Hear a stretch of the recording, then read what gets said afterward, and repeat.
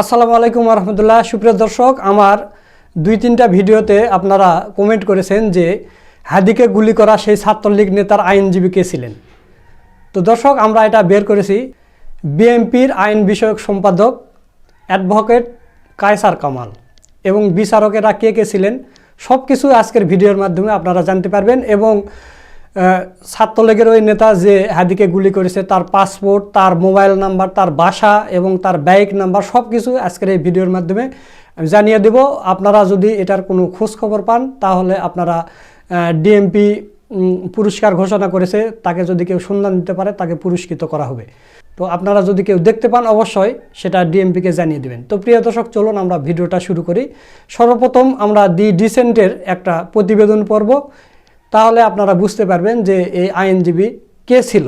সুপ্রিয় দর্শক, আপনারা স্ক্রিনে বিডি টুডে নেটের একটা ফটো কার্ড দেখতে পাচ্ছেন। পিস্তল সহ গ্রেপ্তারের 1 মাস পরে জামিন পায় হাদিকে গুলি করা ফয়সাল।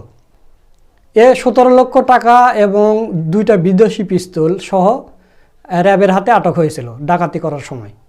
এরপর 1 মাস পরে তার জামিন হয়। কে জামিন করায়? বিএনপির আইনজীবী।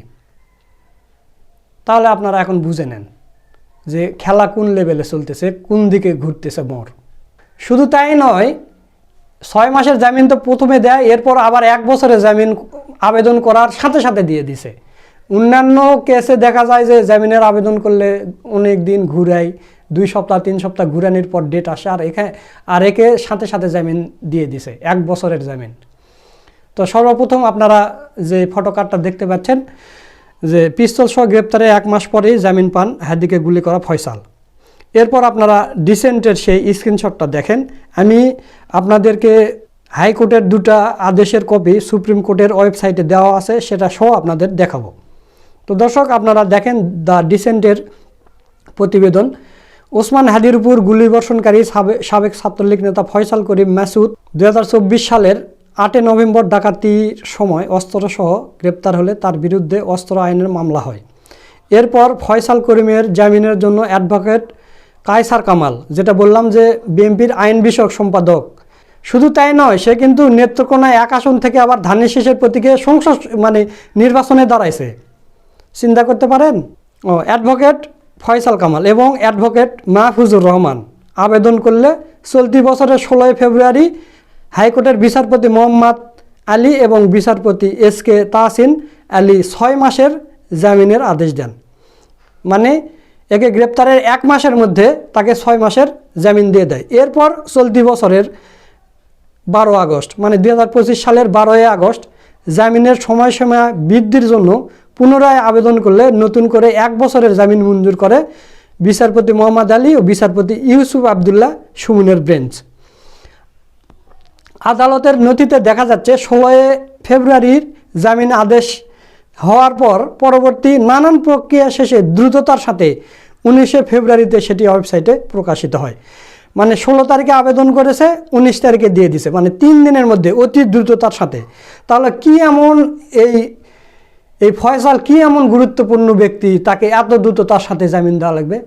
এই বিচারপতিকে, তাদের পরিচয় আপনাদেরকে দিয়ে দিলাম, আইনজীবীরও পরিচয় দিয়ে দিলাম।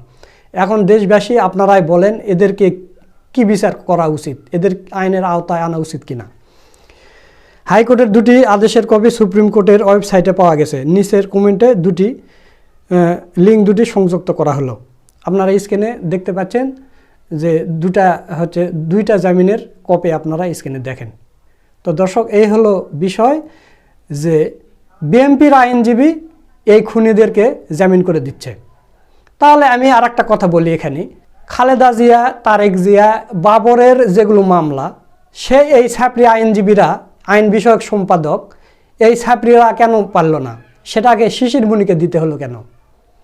তার মানে এরা ভালো কাজে নেই, ভালো কাজে এদের কোনো অবদান নেই। এদের শুধু অবদান আছে কোথায় আওয়ামী লীগের কাউকে জামিন দেওয়া লাগবে, কোন আসামিকে ছেড়ে দেওয়া লাগবে, সেটাই এরা ভালো পারে এই ছাত্রীরা।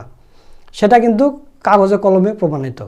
সুপ্রিয় দর্শক, আপনারা স্ক্রিনে আর একটা স্ক্রিনশট দেখতে পাচ্ছেন যে বিএনপির এই নেতা আবার নেত্রকোনা 1 আসন থেকে ধানের শীষের প্রতীকে নির্বাচন করবে। তার প্রচেষ্টায় শরীফ ওসমান হাদির উপর গুলি করা আসামি 1 বছরের জামিনে আছে।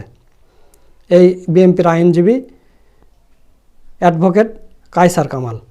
এদিকে আবার আরেকটা ঘটনা ঘটেছে, বিএনপির ছাত্রীরা তাদের অনলাইনে ছড়াচ্ছে যে হাদিকে গুলি করা সেই ছাত্রলীগ নেতাকে নাকি শিশির মুনির জামিন করাইছে।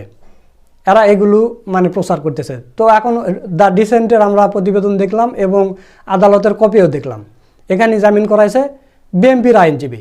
তো তাহলে বিএনপির আইনজীবীরা এই খুনিদেরকে কেন ছেড়ে দিচ্ছে, আসামিদেরকে কেন ছেড়ে দিচ্ছে? এতে করে আপনারা কি বুঝতে পারতেছেন যে বাংলাদেশ ধ্বংসের দ্বার প্রান্তে চলে যাচ্ছে কাদের মাধ্যমে, কারা এগুলো করতেছে?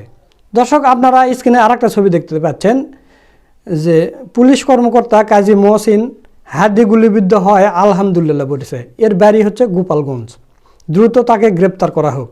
একজন মানে পোস্ট করেছে যে ফি আমানুল্লাহ, ওসমান হাদির উপর হামলার প্রতিবাদে তীব্র নিন্দা জানায়। এই হামলার তদন্ত করে দোষীদের আইনের আওতায় অতি দ্রুত আনা হোক। এই পোস্টের কমেন্টে এই পুলিশ, এর বাড়ি হচ্ছে গোপালগঞ্জ, এই পুলিশ কমেন্ট করেছে আলহামদুলিল্লাহ, একে দ্রুত, মানে এরকম অসংখ্য হাজার হাজার পুলিশ আছে এর আওয়ামী লীগের ছাত্রীরা, এদেরকে বেতন দিচ্ছে। তো প্রিয় দর্শক, যেটা আমি বলতে চাচ্ছিলাম যে আপনাদের বলেছি যে ছাত্রলীগ নেতা ফয়সাল যে হাদিকে গুলি করছে তার ডিটেলস এখন আপনাদের দেখাবো। আপনারা স্ক্রিনে দেখতে পাচ্ছেন যে হাদিকে গুলি করার হচ্ছে তার পাসপোর্ট আপনারা স্ক্রিনে দেখতে পাচ্ছেন এবং তার ঠিকানা স্ক্রিনশট দেখতে পাচ্ছেন, তার বাইক নাম্বার দেখতে পাচ্ছেন এবং তার 2টা মোবাইলও দেওয়া আছে এখানে। স্বরাষ্ট্রমন্ত্রী গতকালকে প্রশ্ন করা হয়েছে যে আইন শৃঙ্খলার কী অবস্থা। স্বরাষ্ট্রমন্ত্রী বলতেছে যে ওগুলো এখন থাক, এখন দেখেন যে ডালে লবণ ঠিক হয়েছে কিনা, পেঁয়াজের দাম একদিনে কিভাবে বেড়ে যায় সেটা নিয়ে কাজ করুন। এদিকে আইন শৃঙ্খলা সব ঠিকই আছে। স্বরাষ্ট্রমন্ত্রীর কাছে প্রশ্ন করলে সেগুলো এই কথাগুলো বলেছে, আপনারা ভিডিওতে দেখেছেন।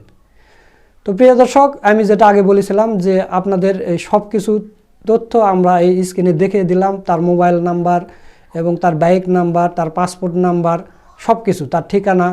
তো আপনারা যদি একে দেখতে পান সরাসরি আপনারা ডিএমপিকে কল করে জানাবেন, আপনাদেরকে পুরস্কৃত করা হবে। একে ধরতেই হবে, একে না ধরলে সে, আপনারা জানেন যে সে একটা ট্রেনে চড়ে সিলেটের দিকে রওনা দিয়েছে, এইরকম একটা ভিডিও আপনাদের দেখাইছি। কতটুকু সত্য জানি না, তবে অনেকটা মিল আছে।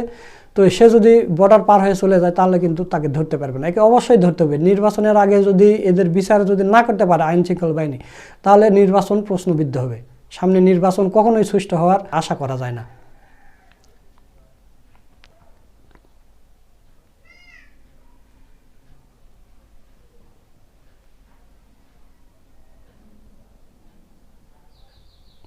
সুপ্রিয় দর্শক, ওসমান হাদির সর্বশেষ অবস্থান কি আমরা যেটা নিউজে দেখতে পেলাম, আপনারা একটা ফটোকার্ড দেখতে পাচ্ছেন যে আইসিইউতে চলছে হাদির কৃত্রিম শ্বাস প্রশ্বাস, মানে কৃত্রিমভাবে তার শ্বাস প্রশ্বাস চালানো হচ্ছে, রক্ত দেওয়া হচ্ছে। আর একটা ইয়েতে দেখলাম যে এটা কোনো নিউজ মাধ্যম নয়, এমনি ফেসবুকে অনেকে পোস্ট করেছে, আলহামদুলিল্লাহ লিখতেছে যে হাদি নিজে নিজে শ্বাস নিতে পারতেছে, কিন্তু না, আমরা নিউজে যেটা দেখলাম যেটা কৃত্রিমভাবে তাকে শ্বাস দেওয়া হচ্ছে এবং রক্ত দেওয়া হচ্ছে। তো প্রিয় দর্শক, আপনারা হাদি ভাইয়ের জন্য দোয়া করবেন, আল্লাহ তাআলা যেন এই দেশপ্রেমিক হাদি ভাইকে আমাদের মাঝে ফিরিয়ে দেন। এবং কারা এই হাদি ভাইকে গুলি করাতে সাহায্য করেছে, কোন আইনজীবীরা তার জামিন করাইছে, কোন বিচারকেরা জামিন করাইছে, 3 দিনের মধ্যে 1 বছরে জামিন করে দেয় এই 17 লক্ষ টাকা সহ বিদেশি পিস্তল বলতে ইন্ডিয়ান পিস্তল, এই 2টা ইন্ডিয়ান পিস্তল, বাংলাদেশে এই পিস্তল পাওয়া যায় না, এটা ভারত থেকে নিয়ে আসা হয়েছে এগুলো করার জন্য। এরকম আরও ফয়সাল আছে, এরকম আরও দাউদ খান আছে বাংলাদেশে। এরপর কার টার্গেট আসবে কে জানে, হয়তো এরপর সাদিক কায়েমের, SM ফরহাদ, এদের টার্গেট হয়তো আসতে পারে। তো সবাই হাদি ভাইয়ের জন্য দোয়া করবেন এবং আইন শৃঙ্খলা বাহিনীরা যেন এই হাদি ভাইকে, গুলিকারীকে, ছাত্রলীগ নেতাকে ধরতে পারে, সেই জন্য আপনারা দোয়া করবেন এবং ভিডিওটা বেশি বেশি করে শেয়ার করে দিবেন, যাতে করে সবাই এই ছাত্রলীগের এই ফয়সালকে চিনতে পারে, হাদি ভাইকে গুলি করা এই ছাত্রলীগের নেতাকে। সকলকে ধন্যবাদ। আসসালামু আলাইকুম ওয়া রাহমাতুল্লাহ।